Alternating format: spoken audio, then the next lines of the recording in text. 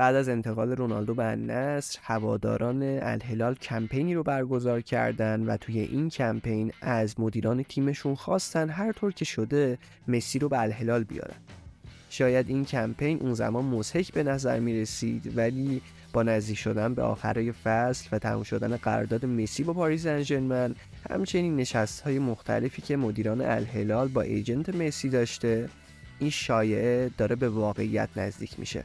توی این ویدیو قراره به بررسی جوانب مختلف این انتقال بپردازیم. روزنامه مارکا مدعی شد که سران دولت عربستان خوشبین هستند که لیونل مسی راهی الهلال میشه.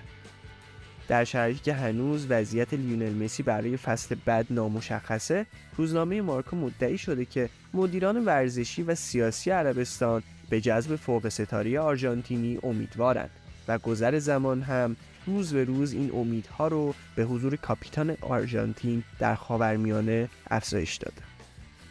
در گزارش مارکا اومده تقویم رو به جلو پیش میره و خوشبینی هم افزایش پیدا میکنه. عربستانیان متقاعد شدن که لیونل مسی قراره که در چند روز آینده و به محض پایان فصل در فرانسه بازیکن الهلال بشه.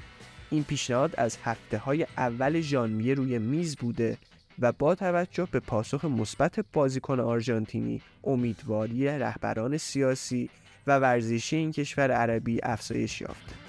اونا هیچ تردیدی درباره حضور مسی در الهلال ندارن، همونطور که در مورد کریستیانو رونالدو و حضورش در النصر هیچ شکی نداشتن.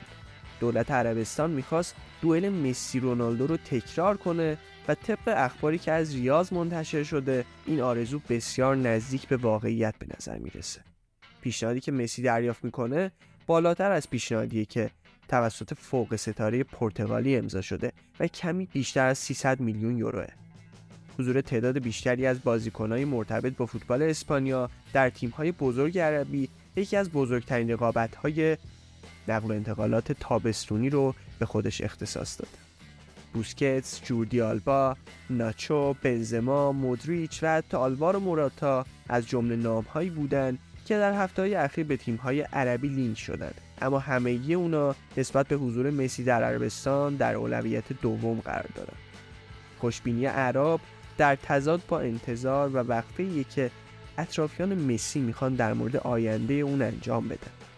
چیزی شبیه به اون چه که با کریستیانو رونالدو و تا چند روز قبل از آخرین سفر اون به ریاض رخ داد. علاوه بر این، بارسلونا همچنان به عملیات بررسی و آنالیز صورت‌های مالی و اقتصادی برای دریافت تاییدیه لالیگا ادامه میده. زمان در حرکت و این به نفع بارسا نیست. پیشنهاد اقتصادی این تیم عربی به اونچه که بارسلونا میتونه ارائه بده ربطی نداره. عامل احساسی برای بازگشت به لباس بلوگرانا سنگینی میکنه، اما اصرار دولت عربستان میتونه مسی رو متقاعد کنه که راهی تیم سعودی بشه. نظر شما در مورد این انتقال چیه؟ به نظرتون مسی بالاخره بازیکن الهلال میشه یا به خونه خودش بارسلونا برمیگرده؟